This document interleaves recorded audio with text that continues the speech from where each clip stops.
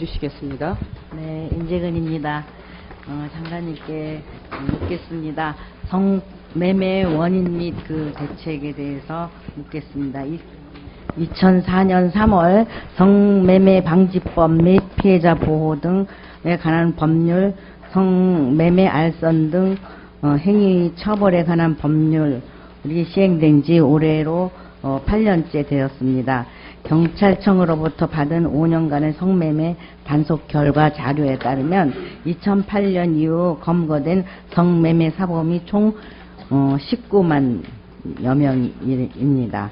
법 시행 이후 창녀촌, 홍등가, 율락가 등으로 불리던 성매매 직결지는 집중 단속으로 사실상 붕괴되었습니다. 성매매는 마사지, 휘게텔, 안마 시술소, 인터넷 등 음지로 숨어들어가 성행하고 있습니다. 성매매 유형은 갈수록 음성화되고 변종화되고 있습니다. 여전히 한국의 성산업은 세계 최고의 수준입니다.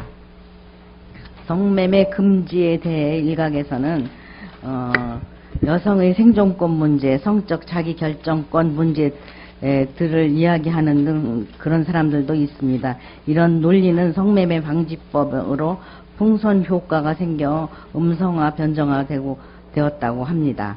하지만 본의원은 이 연구한 결과에 따르면 지난 5년간 시도별 성범죄와 성매매 발생 건수의 상관관계를 분석했을 때 그거 잘 안 보이시죠? 이 표를 보면 매매가 성행하는 지역에 성폭력 사건도 많이 일어나는 결과가 여기 그런 표인데 왜냐면 보세요. 성매매가 성행하는 지역에 성폭력도 많이 일어나는 그런 결과입니다. 성폭력을 줄이기 위해서 성매매가 같이 여성을 사무를 하고 왜곡된 성문화를 조장하는 각종 유해 환경을 줄여야 합니다. 본인은 성에 대한 올바른 인식을 가질 수 있는 의식 교육이 사회 전체적으로 확산되어야 하며 이에 대한 그 체계적인 연구와 노력이 필요하다고 보는데 장관님의 의견을 묻고 싶습니다. 네, 지금 의원님 말씀하신 거에 대해서 전적으로 공감을 하면서 의원님이 이번에 아주 좋은 조사를 하셔서 또 언론을 통해서 보고 아주 반가웠습니다. 네. 그 여러 가지 원인들이 있는데 한국 사회 특유한 그 접대 문화, 성매매와 그러니까 밀접한 관련이 있다는 의견이 많은데 장관님께서는 성매매 원인이 어디에 있다고 생각하시는지 그 대책은 또 무엇인지 좀 말씀해 주시기 바랍니다. 네, 아무래도 이제 성을 상품화하는 사회 분위기나 또 음란물들 유해 환경 속에서 왜곡된 성인식이 가장 기본적인 원인이라고 생각합니다. 그래서 이 접대 문화도 그 중에 하나로 또 작동을 하고 있다고 생각이 됩니다. 그래서 내년도에 저희가 성접대 실태 문화를 지금 실시할 계획으로 있습니다. 그래서 향후 양성평등한 성문화와 성인식 확산을 위해서 계속 노력하겠습니다. 네, 알겠습니다. 다음에는 그 이주 여성에 관해서 여쭙겠습니다. 이주 여성들이 이혼하면 우리나라에서는 기댈 곳이 하나도 없습니다. 그래서 이혼하는 이주 여성들이 비율이 가장 이제 점점 증가하고 있는데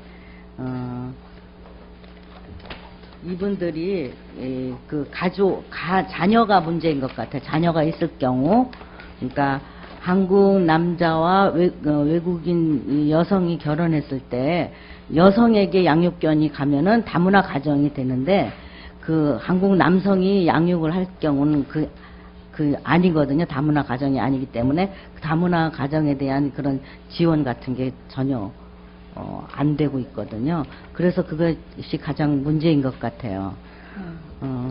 그래서 이런 이혼하고 사별한 이주 여성들은 경제적으로 어려움을 겪게 되고 사회적으로 소외가 심각한데 이혼 사별한 이주 여성들에게 양육이나 취업 지원 서비스 우선권을 부여하는 것이 그런 대책이 필요한데 장관님 어떻게 생각하시는지 그거 여쭙고 싶습니다. 네, 지금 그 보호시설에 입주한 그 이주 여성 경우 이제 동반한 자녀는 지금 어린이집을 무상으로 이용할 수가 있습니다. 그래서 근데 지금 제가 그 쉼터에도 가봤는데요. 그 이주 여성들이 자립하기까지는 좀 시간이 걸리고 여러 가지 지원이 또 정책의 사각지대가 있는 것을 발견을 했습니다. 그래서 이런 것들을 앞으로 보완해 가면서 보호시설을 더 확대하도록 노력을 하겠습니다.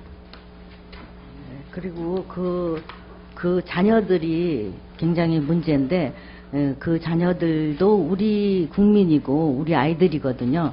근데 그 아이들이 우리 국내의 그러니까 그 취학률, 우리나라 어린이들은 학교 가는 게 96.1% 정도.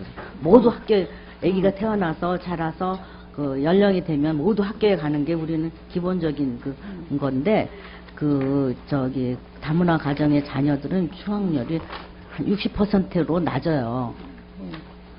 이런 거 굉장히 심각한 일이라고 생각하고, 그 어린이들이 자라서, 어떻게, 좋은 일자리를 가질 수 있으며, 교육을 제대로 못 받았기 때문에, 그리고 이제 그런 범죄에 이렇게 노출될 우려가 많은데, 장관님 이런 문제 어떻게 대책을 세우시고 계시는지 물어보겠습니다. 네, 그렇지 않아도 우리 존경하는 인재의원님께서 지적하신 이 사항을 사실은 그 전에 교과보하고도 이 문제를 논의를 해봤습니다. 그런데 저희가 그 다문화 가족을 대상으로 한 조사를 하면 취학률이 한 95.4% 나옵니다. 근데 지금 의원님 한 건 한 3분의 2만 취학하는 걸로 나와서 그 관계를 알아봤더니 지금 다문화 아이들은 태어나면서 한국 국적을 갖고 이름도 한국 이름으로 갔습니다. 그래서 학교에 가서 자기가 다문화라고 말을 하지 않으면은 좀 이렇게 말 안 하는 경우가 많답니다. 그래서 그게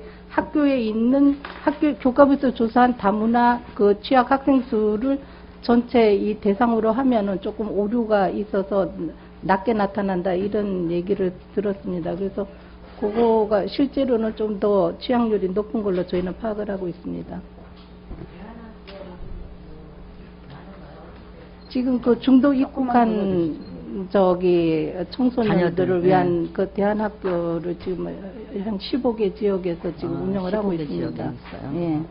그래서 특별히 다문화 가정 자녀들의 교육에 대해서 신경을 많이 써야 될 것 같아요. 그러니까 이게 꼭 교과부뿐 아니라 우리 여성가족부도 같이 협력해서 이런 문제를 해결해야지 우리나라의 미래가 달려있기 때문에 굉장히 중요한 일이라고 생각됩니다.